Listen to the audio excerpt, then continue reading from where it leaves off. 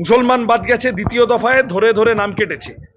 আর প্রথম দফায় দেখা গেছে মতুয়া, নমশূদ্র, রাজবংশী, আদিবাসী, হিন্দু সম্প্রদায়ের অসংখ্য মানুষ, গরিব মানুষ যার কাছে জমির কাগজ নেই, বাবার কাগজ নেই, কবেকার কোন 2002 এর লিস্টে কিছু পাওয়া যাচ্ছে না, সেই মানুষ বাদ পড়ে গেছে। আমরা প্রথম থেকে বলছি এনআরসি, সিএএ, এসআইআর এগুলো হলো গরিব মানুষের বিরুদ্ধে যুদ্ধ ঘোষণা করা।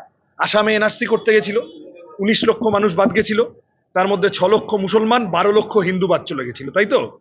বিজেপির মতো কোনো পার্টি অতীতে কোনোদিন হিন্দুদের বাস দেয়নি, বিজেপি যে পরিমাণ দিয়েছে।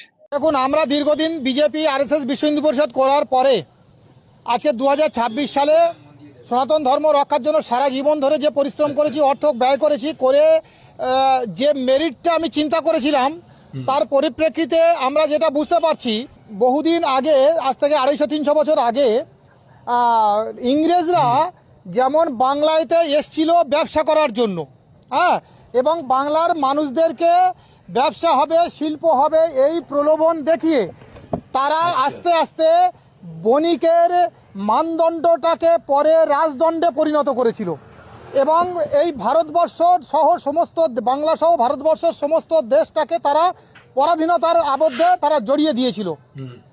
আজকে বিজেপির অ্যাক্টিভিটিস দেখে তেমনই ইঙ্গিত আমি পাচ্ছি। সনাতন ধর্ম রক্ষার নাম করে হিন্দু যুবকদের যেভাবে প্রলোভিত করছে, প্রলোভিত করে তাদেরকে ইনস্ট্যান্ট অর্থ দিয়ে আজকের সনাতন ধর্মকে আবার পরাধীনতামগ্ন করবে বলে আমি মনে করছি।